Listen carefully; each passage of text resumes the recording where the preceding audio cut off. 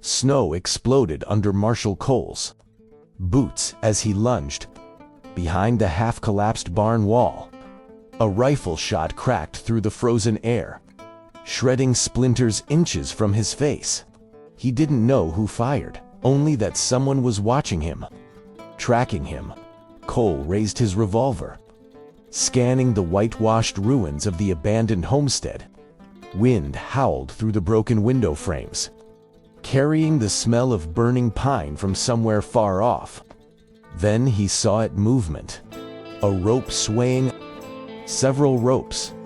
His breath caught. 7 bodies dangled beneath the porch beams.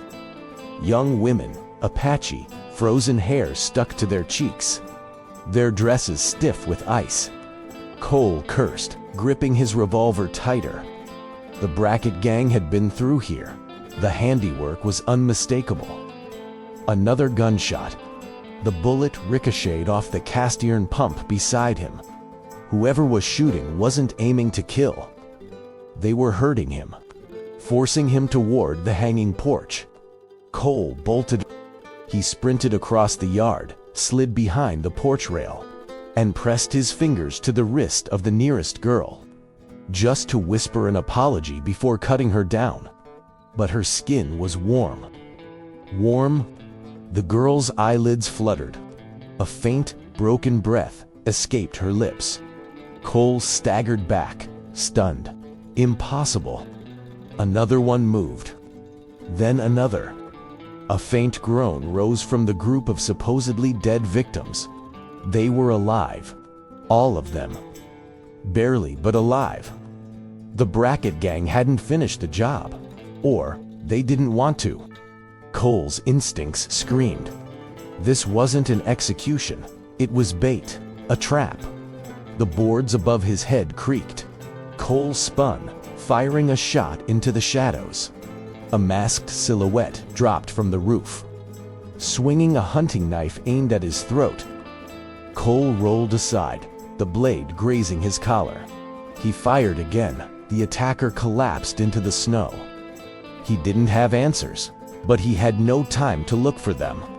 Cole tore off his coat and wrapped it around the closest girl, cutting her down with trembling hands.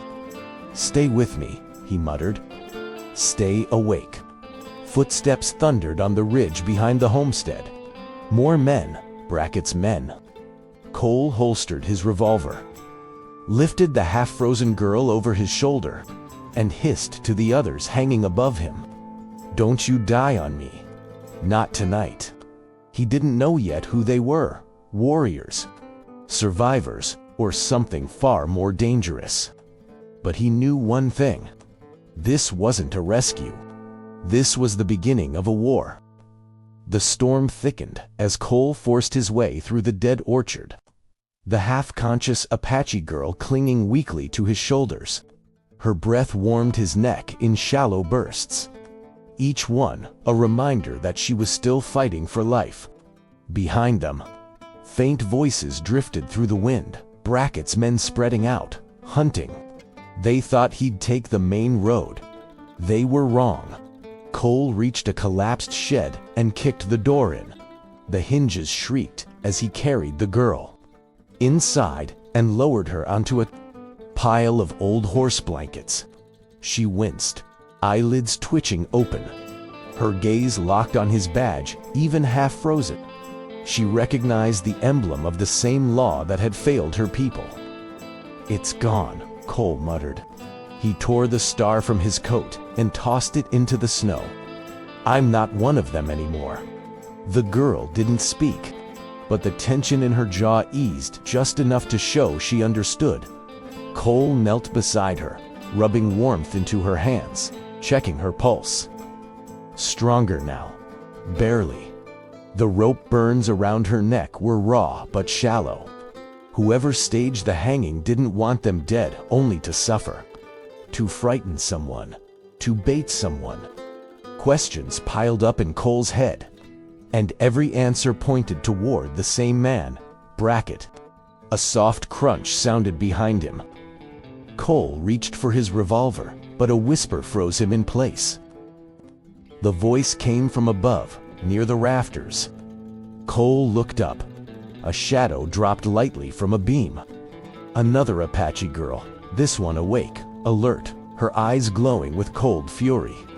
Her hair was braided tight, her face painted with patterns half erased by snow. Even weakened, she moved like a trained predator. She held a broken piece of wood, like a knife. "You cut us down," she said. "Why?" "Because you were alive," Cole answered. "And because they're coming to finish the job."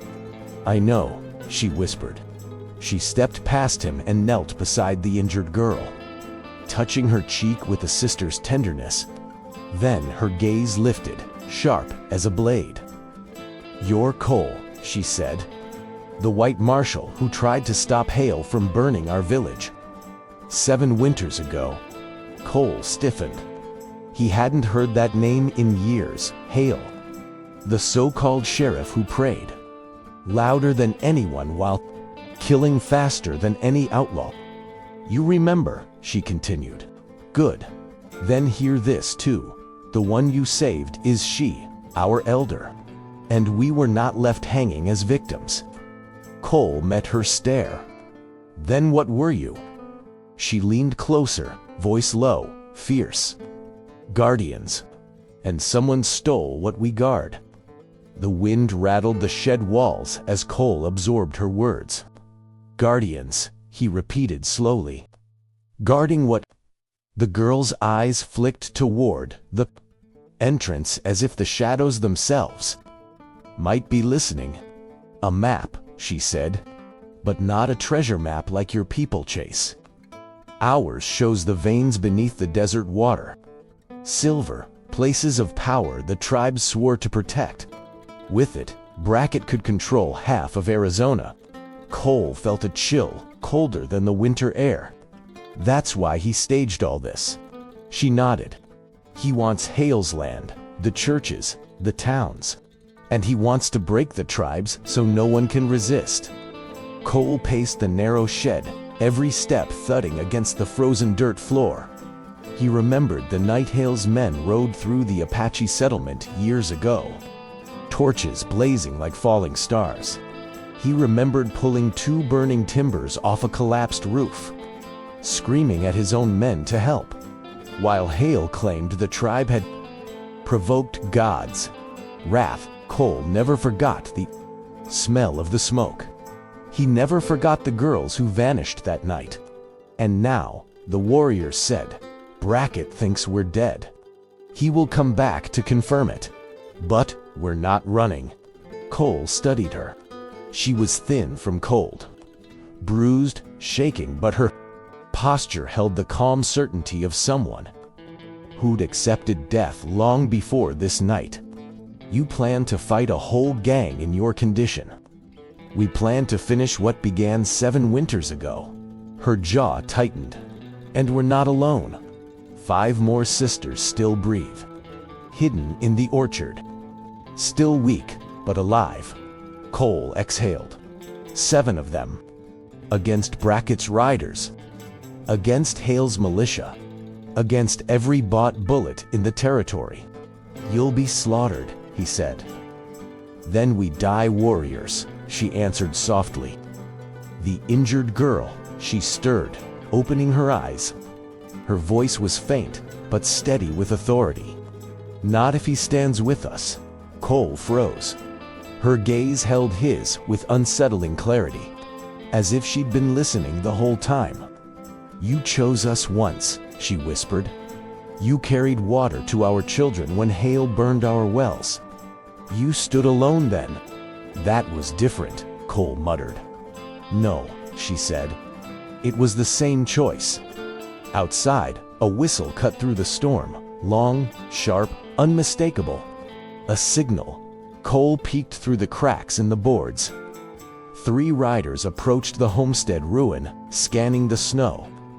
More shadows moved behind them. 10 men at least. Maybe more. "They're here," the warrior said. Cole felt every instinct screaming at him to run, to drag the girls to safety. To find a doctor, Anything but a fight against impossible odds. But she's hand closed around his wrist, cold and trembling yet fierce. "Help us," she whispered. Not as a marshal. As the man who saw justice when the law did not. Cole stared at her at the rope burns, the bruises, the unbroken fire in her eyes. Then he drew his revolver. "Then we make a stand," he said. Snow swirled violently around the shed as Cole pushed the door open, just wide enough to see the riders closing in. Their torches glowed like floating embers in the blizzard, cutting through the darkness with predatory certainty. Brackett's men weren't searching, they were tightening a noose.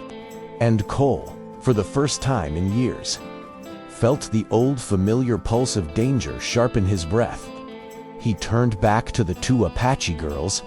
She had pushed herself upright, leaning against the wall, her face pale but focused.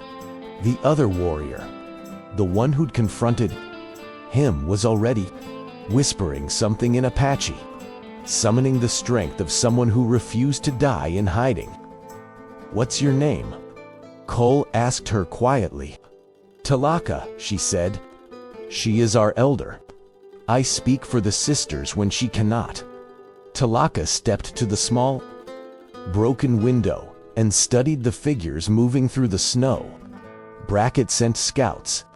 They'll enter the shed within minutes." "Not if we hit them first," Cole replied. She breathed in sharply, forcing steadiness back into her voice. "We can't win a stand here. We're too weak.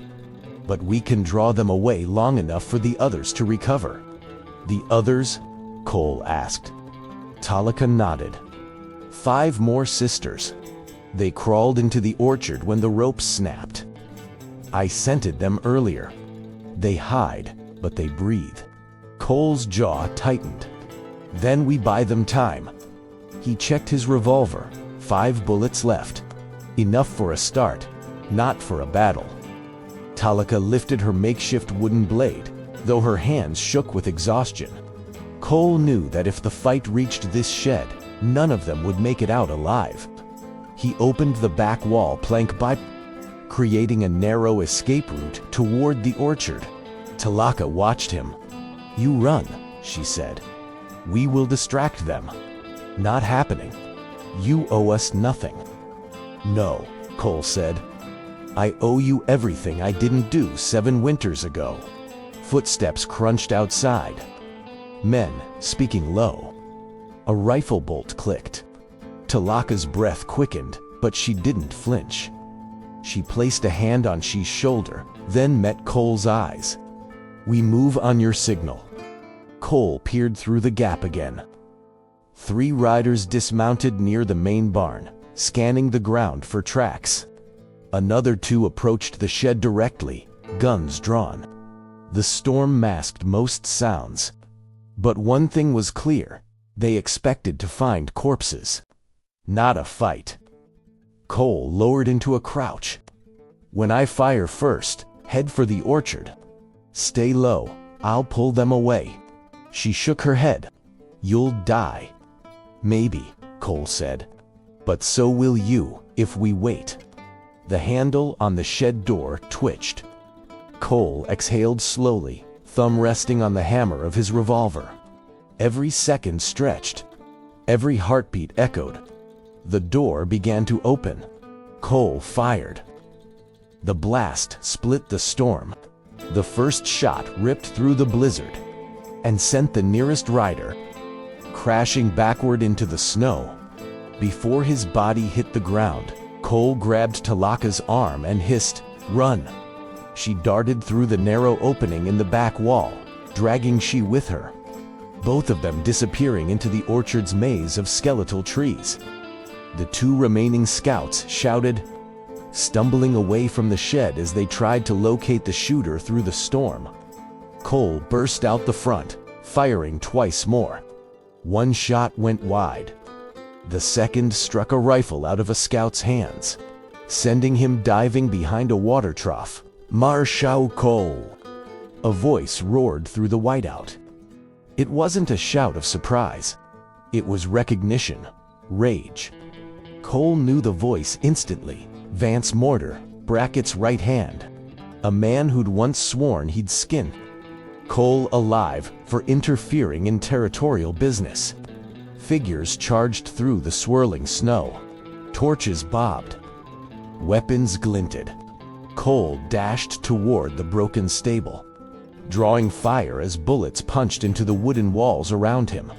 He dove behind a fallen beam, the cold biting through his coat. His revolver was almost empty. 4 men were already flanking the stable, and more shadows were forming behind them. He had seconds, maybe less. Cole grabbed a loose plank and hurled it through a shattered window on the opposite side of the stable. Gunfire erupted instantly. The riders fired at the noise, assuming he'd bolted that way. "Idiots," Cole muttered. He slipped out the back, boots hammering across the icy ground. He sprinted toward the orchard where the sisters had vanished, each stride sinking into snow deeper than expected. Behind him, Mortar's voice echoed like thunder. "Find him. Brackett wants him alive."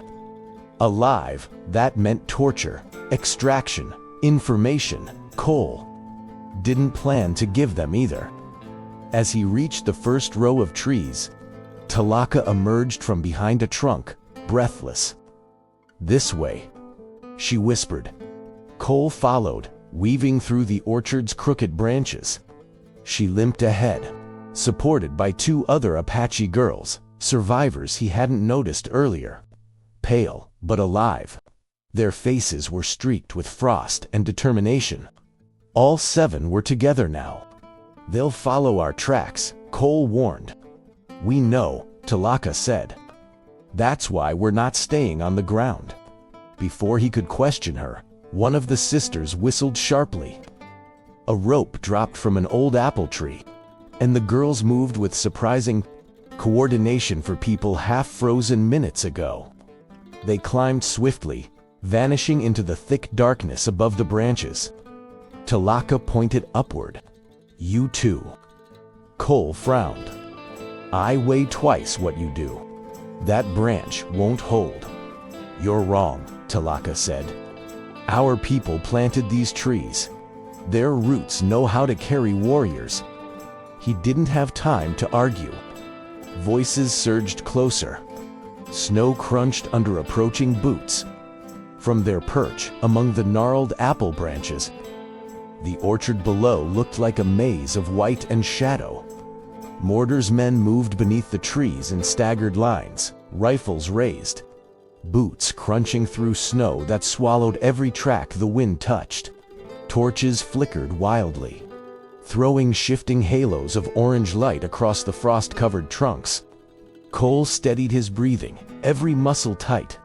7 Apache girls crouched beside him like silent spirits, barely stirring, their silhouettes ghosting against the storm. Even weakened, they moved with a discipline Cole had only ever seen in battle-hardened scouts.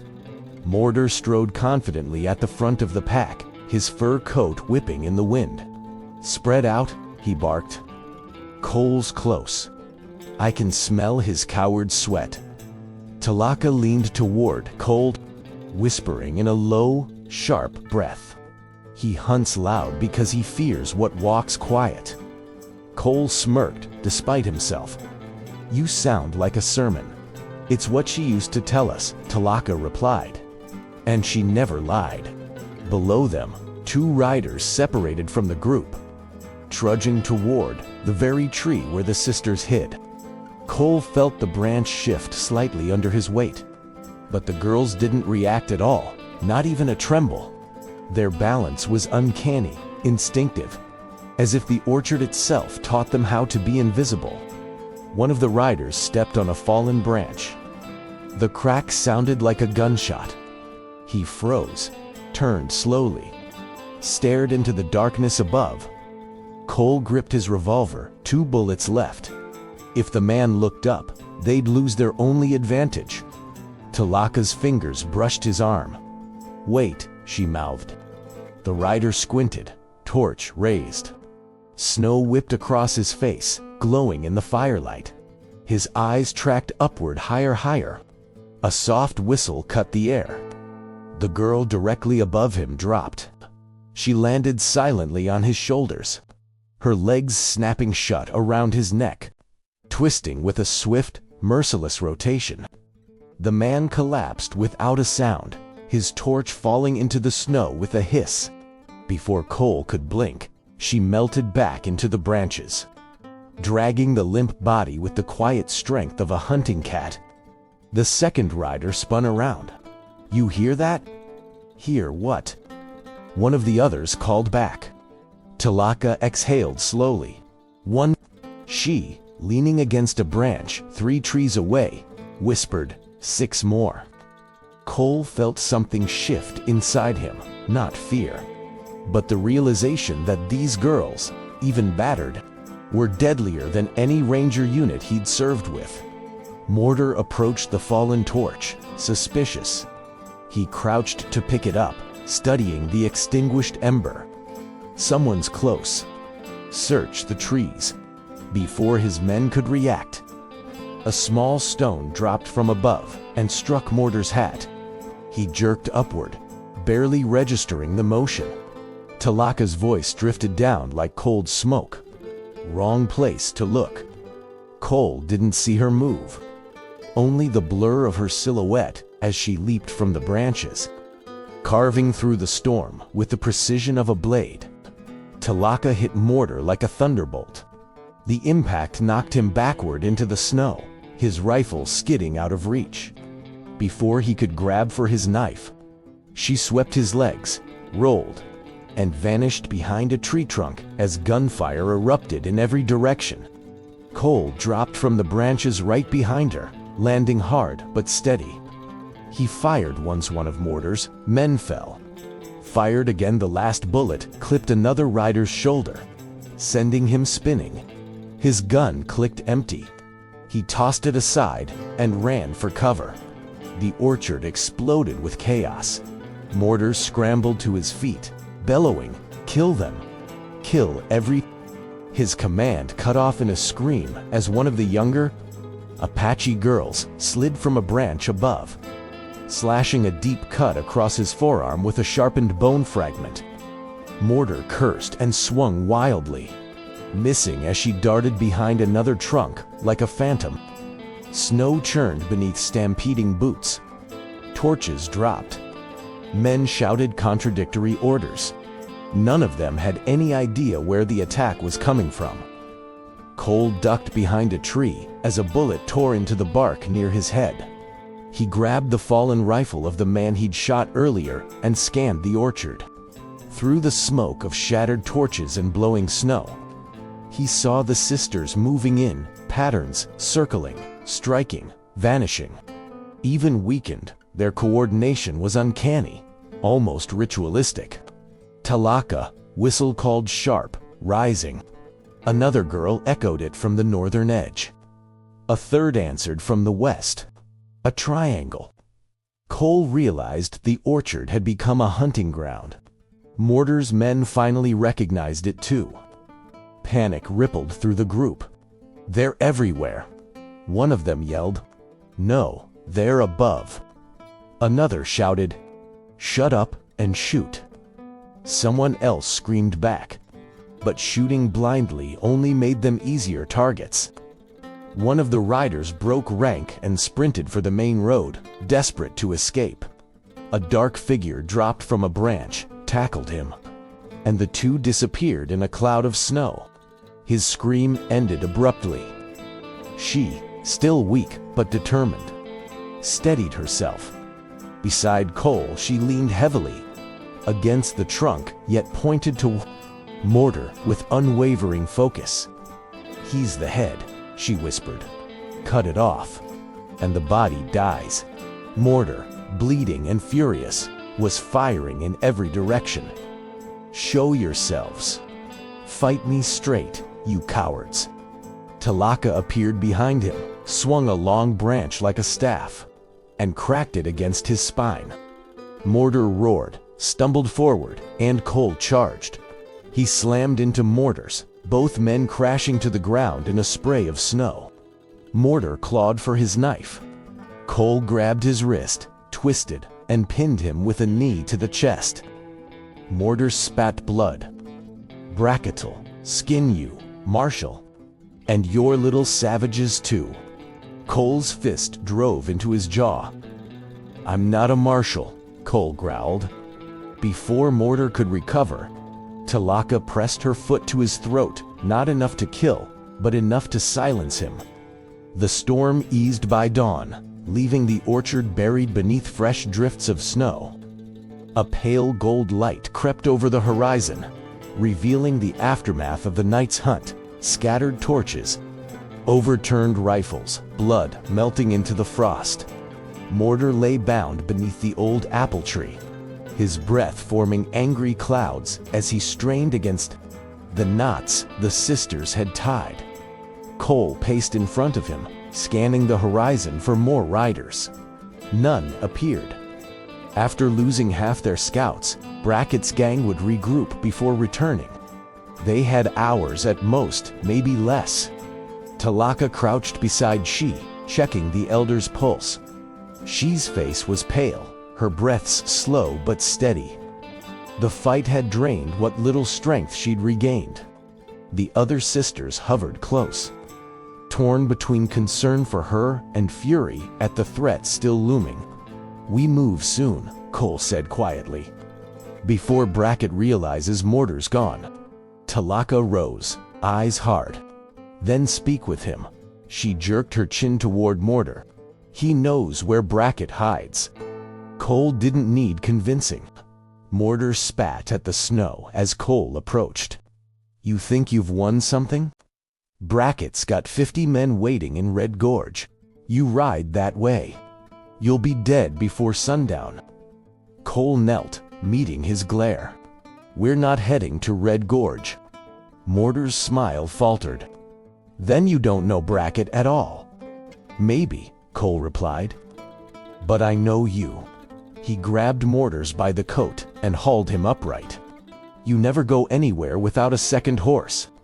You hate traveling light." Cole jerked his head toward the orchard's edge. "So where is it?" Mortar's jaw tightened, an answer in itself. Cole dragged him through the snow until they reached a patch of brush half bare. Under the storm's final sweep, a horse waited beneath it, tied low to avoid detection. Cole smirked. "Thought so?" Talaka appeared beside him, eyes narrowing. "Search the saddlebags." Cole didn't froze. Inside lay a weathered map case, made of thick buffalo hide, sealed with a strip of sinew. Not Apache, not tribal. It was white settler work, precisely crafted, expensive, almost ceremonial. Cole opened it. The contents were gone. Only dust and scraps remained. She, though weakened, limped forward with the support of two sisters. Her voice broke the silence. "That is Hale's mark," she whispered, running a trembling finger along the seal. "The churchman who betrayed his flock. If Brackett gave Mortar this, then Hale guards the map." Cole closed the case, anger rising like heat in the cold air. "Hale and Brackett," he muttered. "Two snakes sharing one den." Talaka crossed her arms. "We go to him." "Not yet," Cole said. "Mortar broke ranks last night. Brackett will notice. He'll send riders after him. If we take Mortar, they'll track us. So we kill him," one of the younger girls said simply. Cole shook his head. "No, we use him." He shoved Mortar back against the tree. "You're going to lead us to Hale?" Mortar laughed weakly. "And why would I do that?" The sisters prepared to move with quiet efficiency born from years of surviving raids, exile, and loss. They stripped the fallen riders of coats, boots, cartridges, anything useful. Even half frozen, their movements were swift and precise. Cole watched them with a growing respect. He didn't bother to hide. She was settled atop the strongest of the newly saddled horses. her body wrapped in layered blankets. She objected, of course, insisting she was strong enough to walk. But her legs trembled too fiercely for the argument to last long.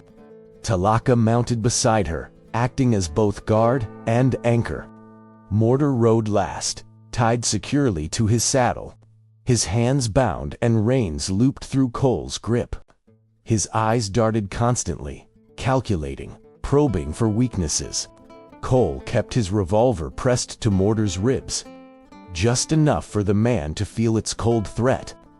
As they left the orchard, the world opened into a pale, windswept valley. The mountains loomed ahead, black teeth rising from the earth. Somewhere in that jagged maze, Sheriff Hale hid the stolen Mapand, perhaps.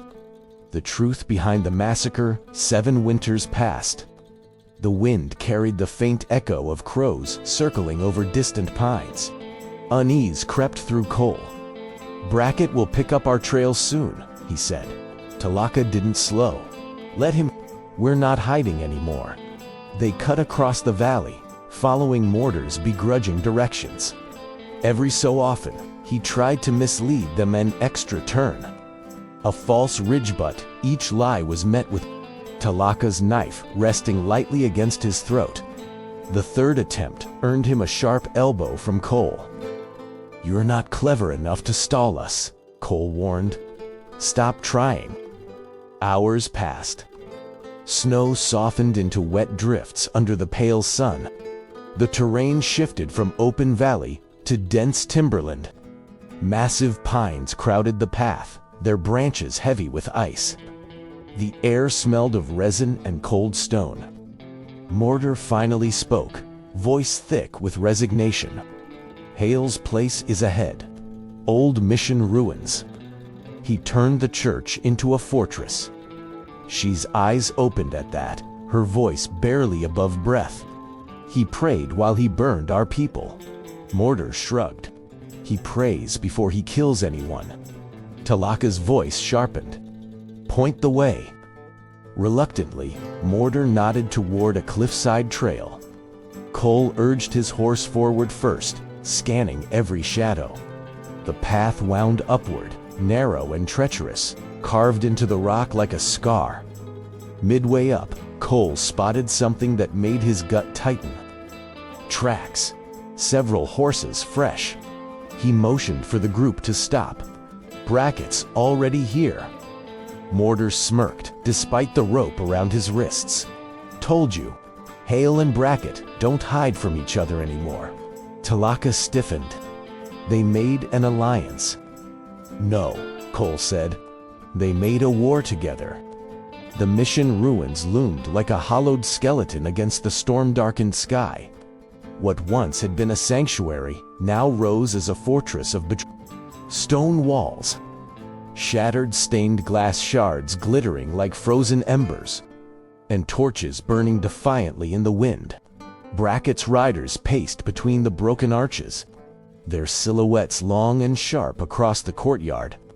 Cole signaled for the group to crouch behind a jagged section of fallen steeple.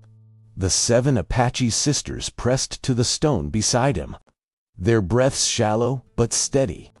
She, pale but resolute, whispered something in their native tongue, blessing, or perhaps a farewell.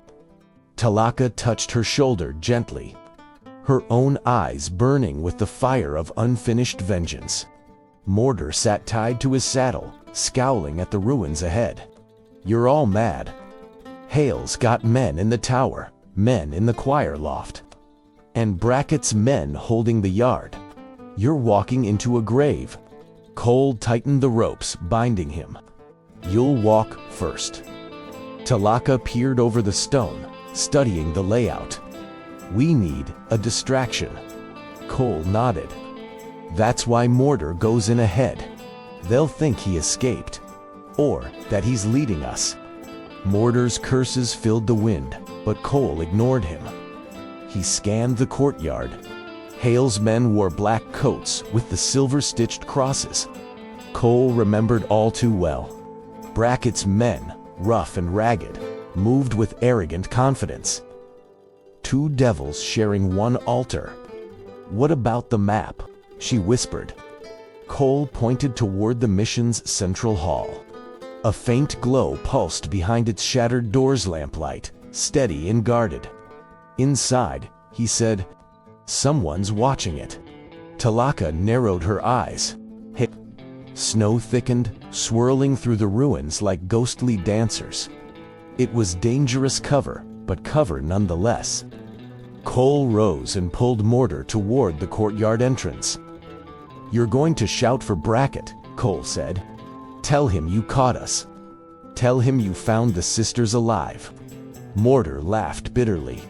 And when he realizes the truth, Cole leaned close. He won't live long enough for that. Mortar swallowed hard. Talaka whispered, once inside, we split. 3 with Cole, 3 with me. She stays hidden until we secure the hall. She opened her mouth to protest, but Talaka's commanding glance silenced her. Cole took his place behind the fallen arch. Talaka's sisters moved into the shadows, positioning themselves like silent blades waiting to strike. The storm thickened again, the sky lowering with a rumble of distant thunder. Go, Cole whispered. Mortar stumbled forward into the open, shouting hoarsely, Brackett, Brackett, I've got M. Cole's alive, and the Apache girls too. Every torch swung toward him. Gunmen poured into the courtyard, rifles raised. Brackett himself stepped through the mission doors, coat lined with wolf fur, a grin splitting his scarred face. Well, I'll be damned, he drawled. Mortar, you actually lived. Chaos consumed the mission courtyard. Cole fired first, sending 2 of Brackett's men sprawling into the snow. Talaka leaped from a broken wall, spear in hand, spinning through the air with lethal grace. Her sisters followed, silent as shadows, cutting through the remaining riders before they even knew what hit them. The storm whipped around them, snow blinding and wind tearing at clothing, but none faltered. Brackett barked orders, attempting to rally his men. But their formation collapsed under the relentless assault. Cole's revolver cracked repeatedly, bullets finding gaps between armor and coat. Every shot counted.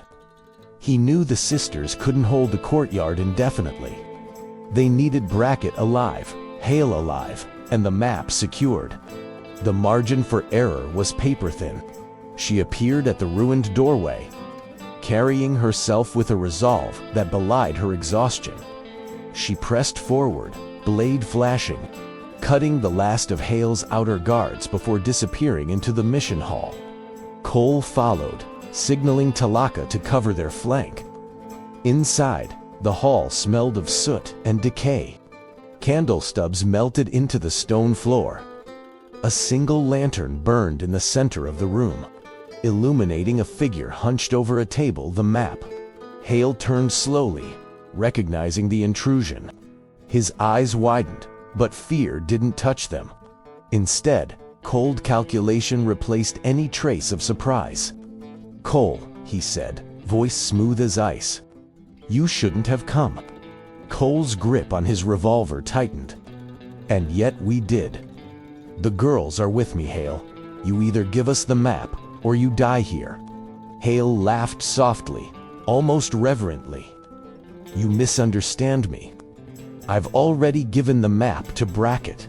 Your sisters fought to save nothing. Cole's fists clenched.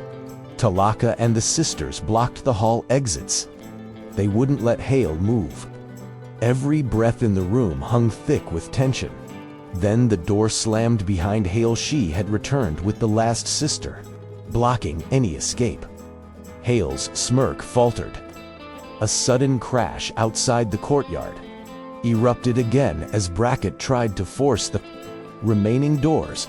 Cole spun, covering both Hale and the doorway. Talaka's spear flew, disarming Brackett's lieutenant with a sickening snap. The fight became a whirlwind of motion, swinging knives, whirling spears, gunfire sparking off stone and wood. Cole's mind focused, calculating every move, every possibility. They couldn't fail. She moved silently toward Hale. He raised a pistol, but she was faster. With a single, precise motion, her arrow knocked long before the assault flew true. Hale staggered, clutching his shoulder. Blood seeped between his fingers. The room fell silent except for snow rattling against the shattered windows. The first gunshot echoed across the valley just as the sun broke over the ridge. Caleb Thorne froze, the axe in his hands mid-swing, as another distant blast rolled through the cold morning air. Out here, gunfire wasn't unheard of. Hunters, coyotes, board ranch kids. But this sounded wrong. Too close. Too desperate. He dropped the axe, boots crunching over the frost-stiff dirt as he moved toward the northern fence line.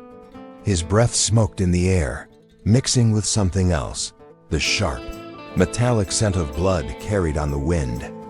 The closer he came, the stronger it grew, until a streak of deep red appeared on the wooden slats ahead.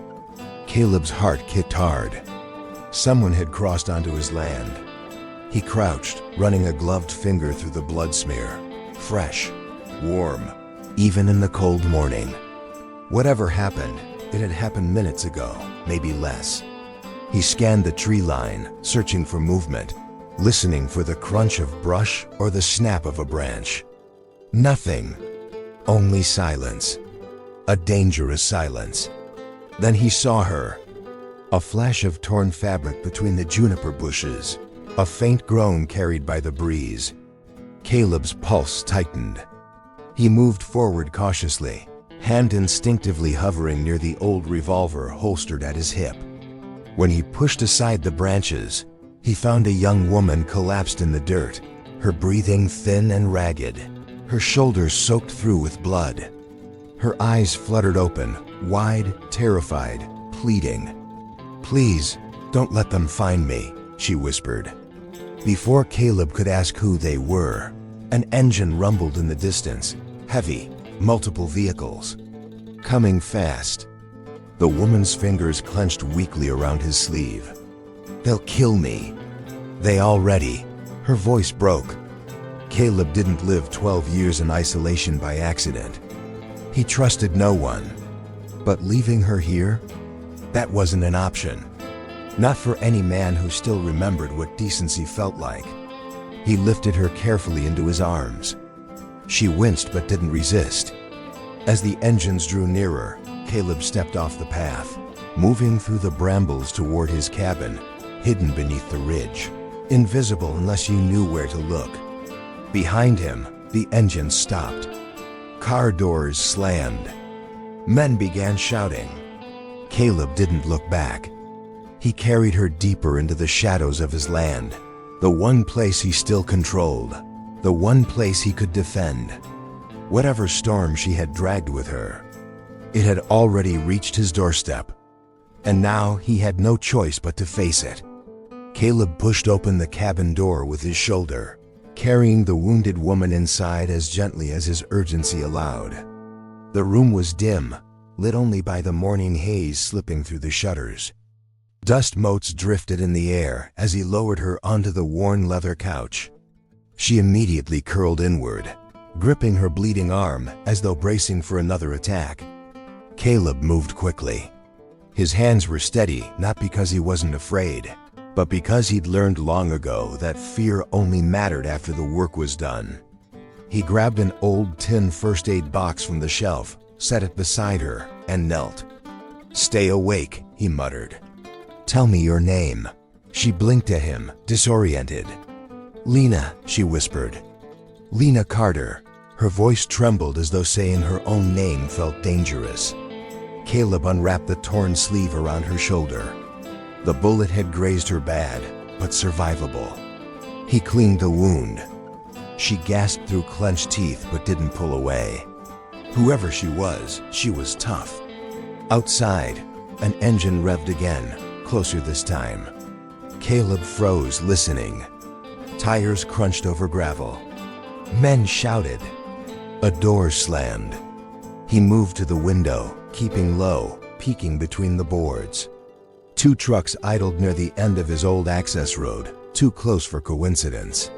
Figures moved across the ridge, scanning the land with aggression, not curiosity. "They found me," Lena whispered behind him. Her voice carried a hopeless certainty that twisted Caleb's gut. "They won't stop." Caleb studied the men through the cracks. Hard faces, military posture, paid hunters, not locals. Each carried a rifle like it was part of their body. Whoever sent them had means, anger, and no fear of consequences. "You know them?" he asked. Lena hesitated, then nodded slowly. "They work for Dalton Briggs, the man who took our claim. He thinks killing me ties up the last loose end." Caleb didn't know the name, but he understood the type. Greed wrapped in muscle. A man who believed land and people were the same resources to take. The men spread out, one heading toward the ravine trail that led dangerously close to the cabin. Caleb's jaw tightened. If they came any nearer, hiding would no longer be an option. He turned back to Lena. "You can stay conscious?" "I'll try." "Good, because if those men step onto my land again." He checked the revolver, spun the cylinder, and holstered it. "I'm not letting them walk out." Lena stared at him, stunned. "Why are you helping me?" Caleb looked toward the window, where shadows moved across his land like a slow, creeping storm. "Because someone needs to." The first man appeared near the ridge, moving with the practiced caution of someone who had hunted people before.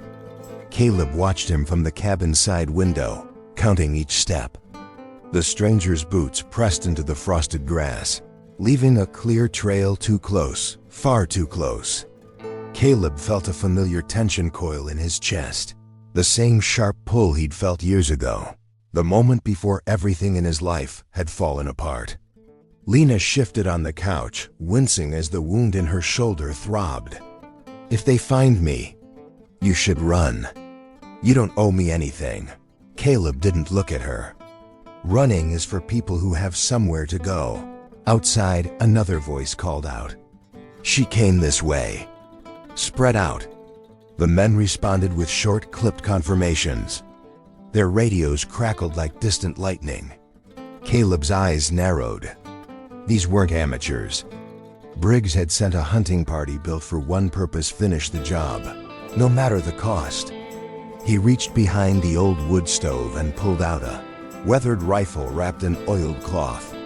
He hadn't touched it in years, not since he'd chosen silence over the scars of his past.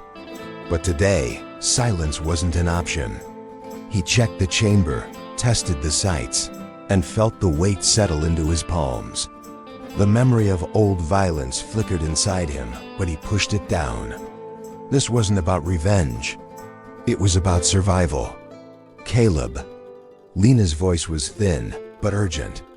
"If they spot smoke, tracks, anything, he'll send twice as many next time." "Then we don't give them a next time," he replied. He blew out the lanterns to darken the room. The cabin slipped into dimness, lit only by the faint beams cutting through the shutter cracks. Caleb pressed a finger to his lips. Lena nodded silently. A twig snapped. Too close. Caleb moved to the back door, slipping out into the cold shadow beneath the porch. He crouched low, disappearing into the brush like he'd been born from it. The air hung heavy, thick with tension.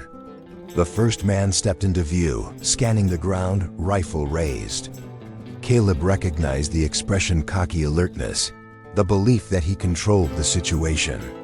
It was the kind of confidence that crumbled fast when the world went sideways. Caleb waited until the man passed within 10 feet. He could smell the gun oil on the stranger's hands. Then, fast as a striking snake, Caleb stepped behind him, grabbed the man's collar, and slammed him into the earth. The rifle flew from his grasp. Before he could yell, Caleb pressed a knee to his spine and pinned him. "Who else is out there?" Caleb growled quietly. The man spat dirt. "Too many for you, old man." Caleb didn't flinch.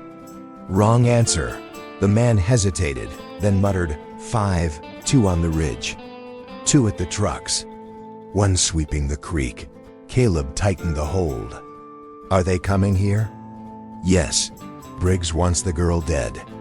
Anyone helping her? 2.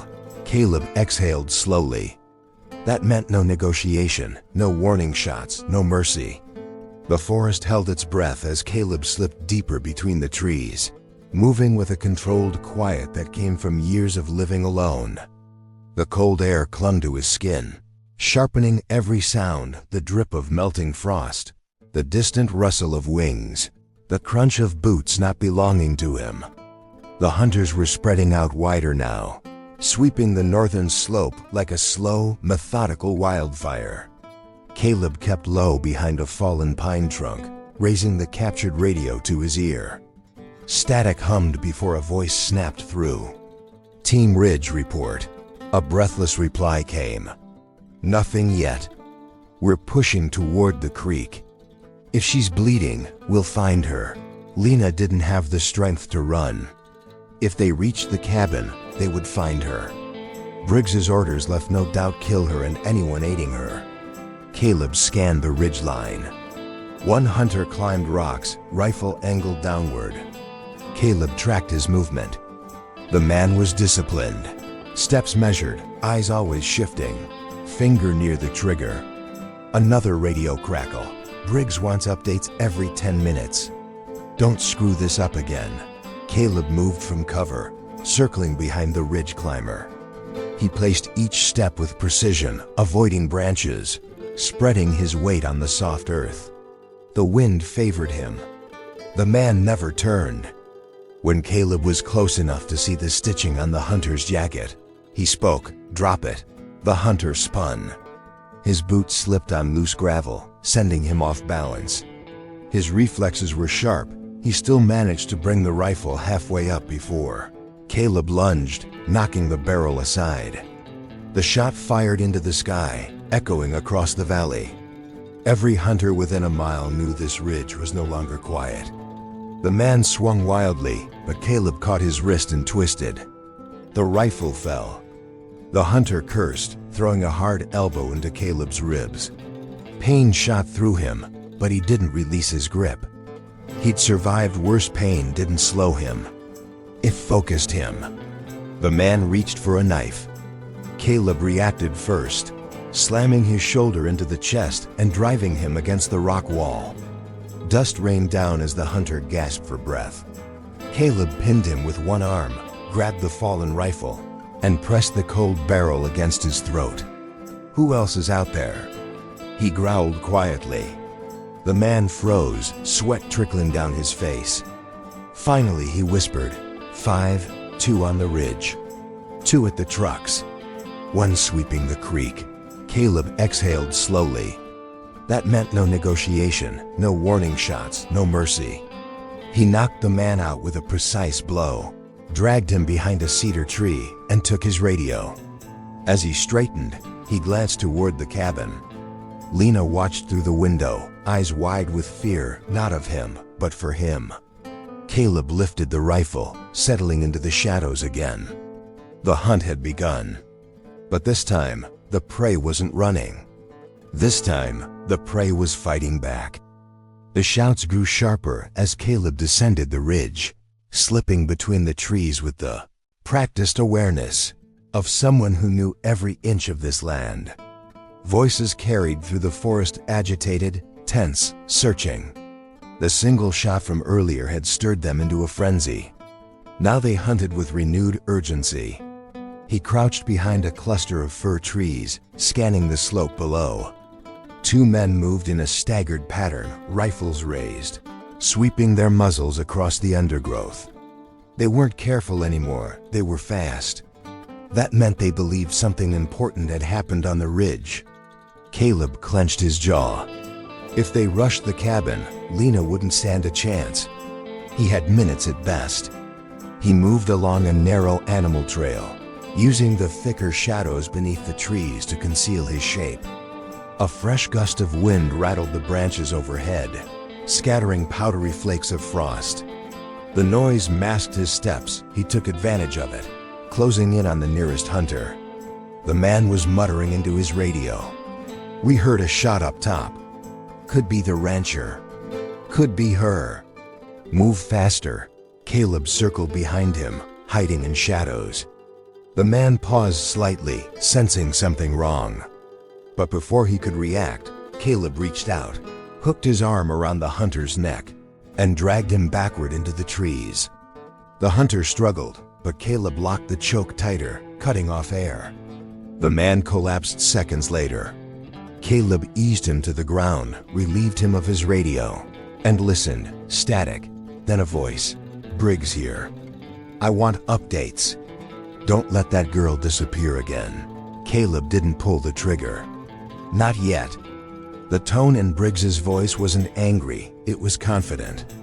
Confident men made mistakes. Caleb intended to exploit the next one. He lowered the rifle and moved toward the southern ridge, the direction of the old survey outpost. Briggs wasn't just supervising. He was expecting resistance, maybe even hoping for it. A man like that enjoyed crushing defiance. Caleb reached a small rocky overlook where he could see the valley below. The cabin roof was partially visible between the pines. Smoke no longer rose from the chimney. He'd put out the fire earlier. Good. That made it harder for the hunters to locate Lena, but movement caught his eye. Two men climbing from the trailhead toward the cabin. They moved with urgency and caution. Caleb's heart tightened. Lena had minutes, maybe less. He slid into cover behind a boulder. One wrong step, one stray branch, and all would be lost. The hunt on the ridge had just become a firefight, and Caleb knew every second counted. The southern ridge rose like a jagged spine above the valley, its rocks stained dark with shadow as clouds drifted overhead. Caleb kept low as he climbed, using cracks in the stone for cover. The old survey outpost sat near the top of forgotten shack from a time when prospectors mapped every inch of the land. Now it was little more than a rotting shelter on a lonely ridge, but for men like Briggs, it offered height, privacy, and a strategic view of everything beneath it. As Caleb approached, he slowed his breathing, letting his heartbeat settle into a steady rhythm. He could hear faint voices drifting from the outpost gravelly, annoyed, impatient. One voice stood out, firm, commanding. "Briggs." Caleb moved behind a cluster of boulders and edged closer. The outpost door was cracked open, revealing two silhouettes inside. One sat at a folding table cluttered with maps and radio equipment. The other stood by the window, scanning the valley through binoculars. The man at the table spoke first. "She's somewhere on that ranch. Has to be. Her blood trail stops near his fence." Briggs grunted. "Then Thorne is helping her. Idiot. He doesn't know what he's protecting." Caleb's muscles tightened. He didn't know whether Briggs meant the mine, Lena's family, or something deeper. But one thing was clear. Briggs had no intention of leaving until the job was finished. "Should have burned the whole place last night," the other man muttered. Briggs slammed a fist on the table. "No fires. Not until I know where she hid the damn documents. If she mailed them, I need to know who she talked to. If she hid them, I need the location. Killing her isn't enough unless we erase everything." Caleb took a slow breath. Now he understood. The mine wasn't just stolen, it was covered in something worth killing for. Maybe corruption. Maybe fraud. Whatever Lena carried, Briggs feared it. The man with the binoculars lowered them. The team down the slope heard gunfire. Could be Thorne, could be Carter. Either way, we'll have answers soon. Briggs leaned back in his chair, confident, as if nothing on this ridge could touch him. Good, but if Thorne interferes again... He paused, pulling a pistol from his holster and checking the chamber with practiced ease. Put him down. He's lived alone too long. Men like that forget their place. Caleb slid farther behind the rock, resisting the urge to storm the outpost right then. Two armed men inside. Unknown numbers outside. A bad angle. He needed a plan smarter than raw force. As he circled toward the back of the structure, the wind shifted. A faint metallic click echoed too deliberate to be natural. Caleb froze. A hunter stood 20 feet behind him, rifle raised, expression cold and alert. "I knew someone was circling," the man said. "Briggs wants you alive long enough to talk. You can make this easy or..." Caleb didn't wait. He launched himself sideways as the rifle fired, the shot smashing stone where his head had been a heartbeat earlier. Gunfire cracked across the ridge, shredding the quiet morning. Caleb ducked behind the log as splinters burst from its bark, each bullet thudding like a hammer striking bone. The hunter who spotted him advanced fast, using the terrain with trained precision, firing short bursts meant to pin Caleb down rather than kill. They wanted him alive for now. That gave Caleb one advantage: they wouldn't risk headshots. He crawled along the log's length, keeping low while the hunter reloaded. The metallic click sounded, and Caleb sprinted toward a narrow crease between two boulders. A shot grazed his coat, but he slipped into the gap just in time. Shouts erupted from the outpost. Two men charged out, spilling onto the rocky ledge. Caleb lowered his breathing, waiting. The first hunter came too close. Caleb struck like a coiled spring, hooking the man's ankle. The hunter collapsed, rifle slipping from his hands. Caleb grabbed it, pivoted, and struck the man's arm. The hunter staggered, gasping. The second hunter spun toward the sound, but too late. Caleb swung the rifle and struck, bringing him down.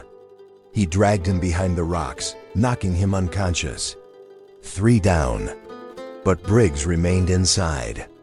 The clearing went silent, except for the soft hiss of falling snow and Briggs's ragged breathing. He stood at the doorway, pistol raised, scanning the landscape. He wasn't panicking. He was calculating.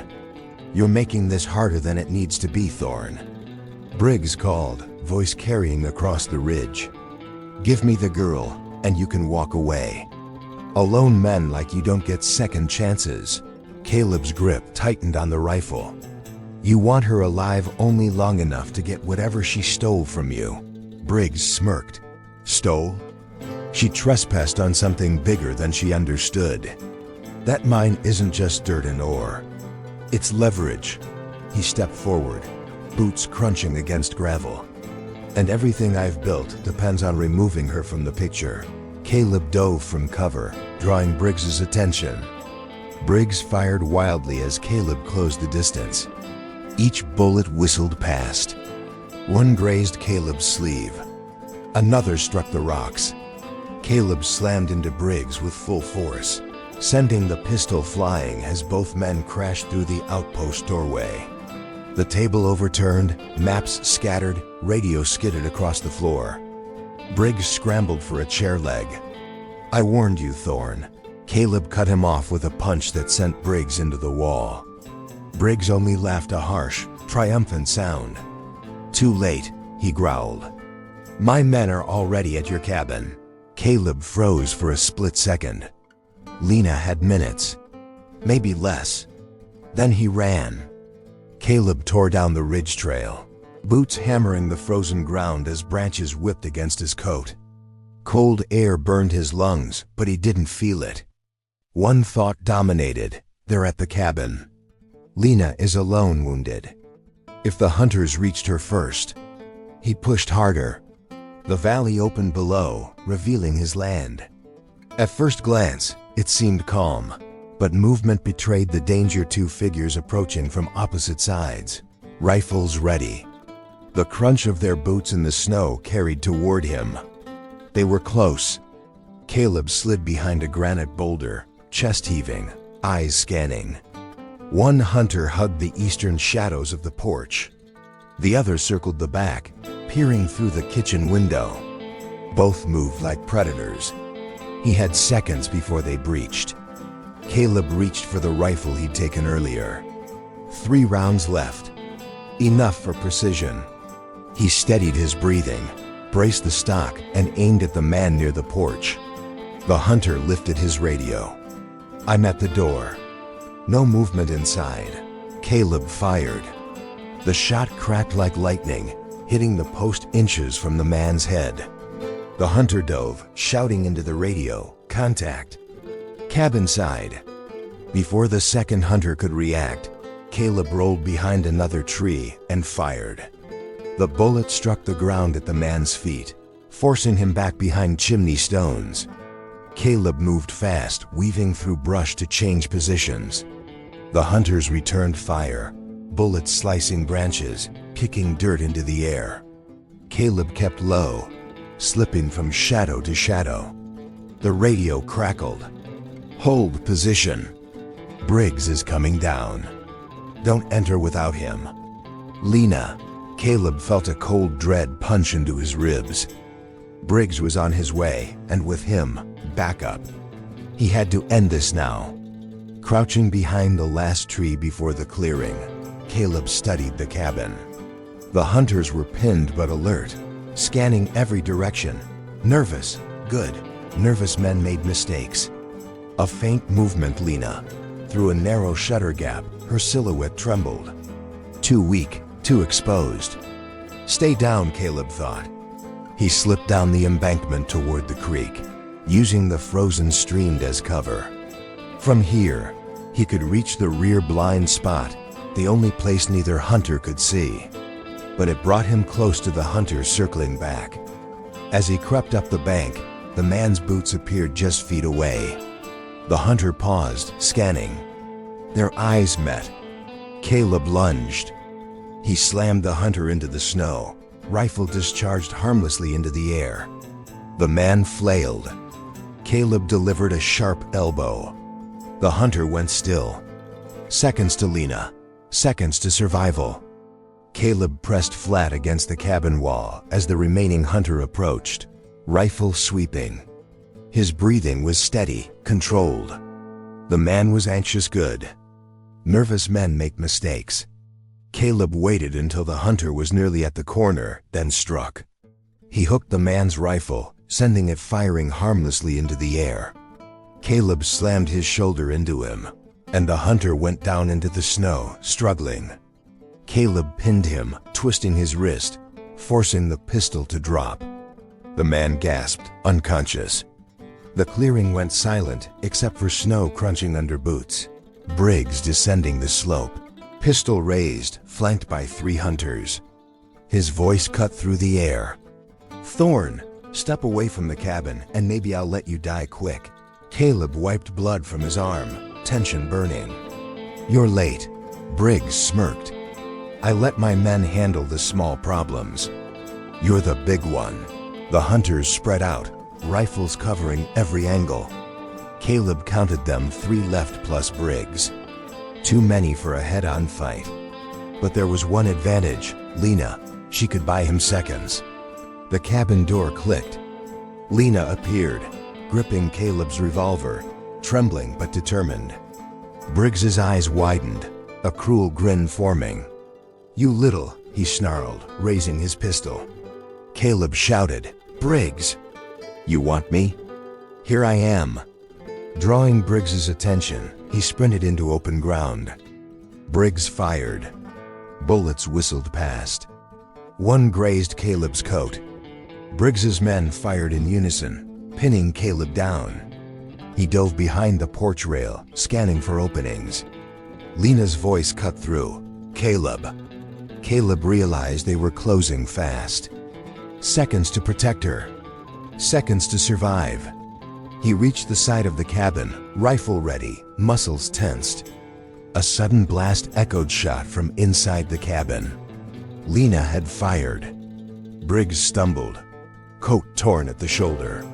Fury twisted his face. "You," he growled.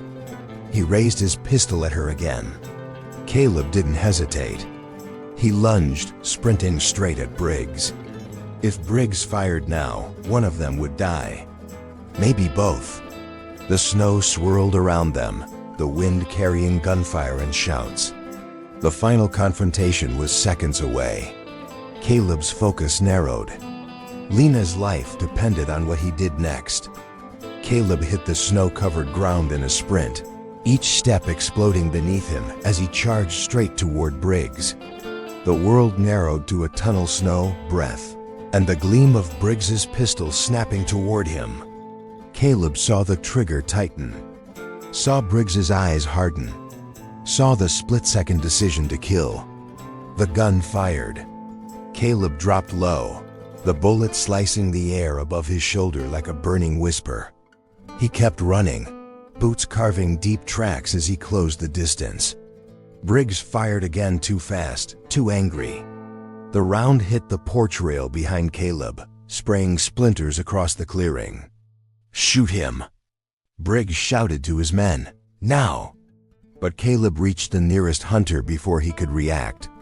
He slammed into him with full force, knocking the rifle sideways as the shot fired harmlessly into the sky.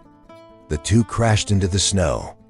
Caleb ripped the rifle free and swung it across the man's jaw, dropping him instantly. Another hunter aimed at Caleb's back. Lena screamed from the doorway, "Caleb!" He rolled instinctively. The shot ripped into the ground where he'd been half a heartbeat earlier.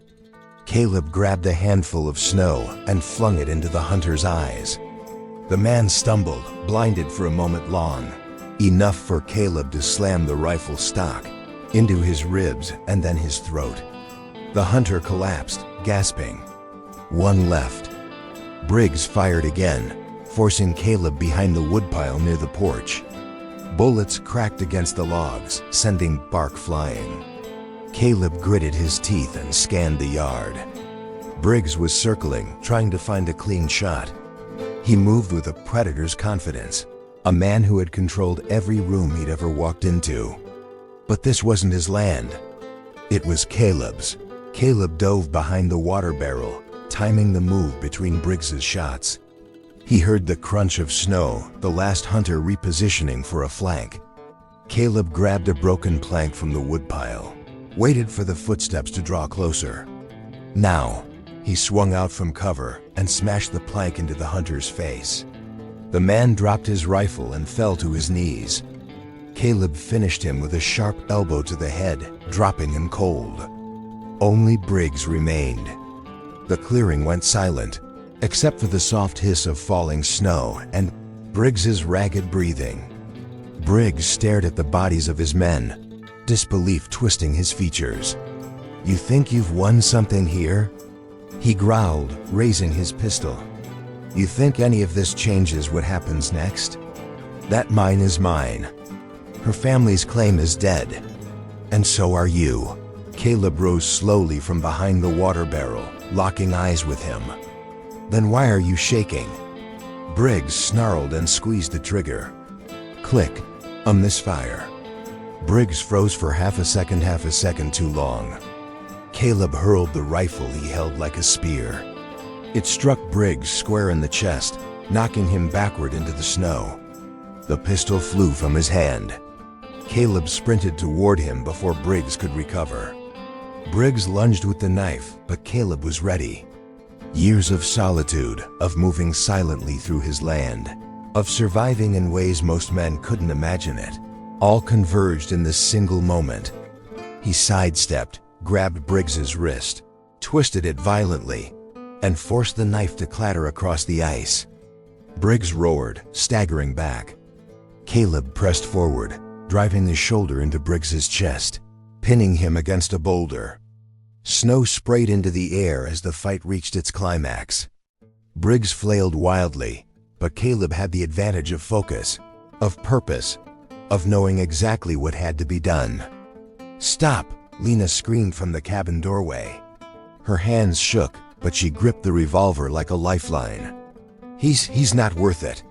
Caleb glanced at her, then back at Briggs. The man's face was twisted in fury, eyes wild. But in that moment, Briggs realized something too late. Caleb wasn't just protecting Lena. He was protecting what was right, what mattered. Caleb delivered a controlled strike to Briggs's side, knocking the wind from him. The man crumpled into the snow, gasping. Caleb kept him pinned, ensuring he couldn't rise again. The forest was silent now, save for the heavy breaths of two survivors. Lena ran toward Caleb, stumbling over the snow.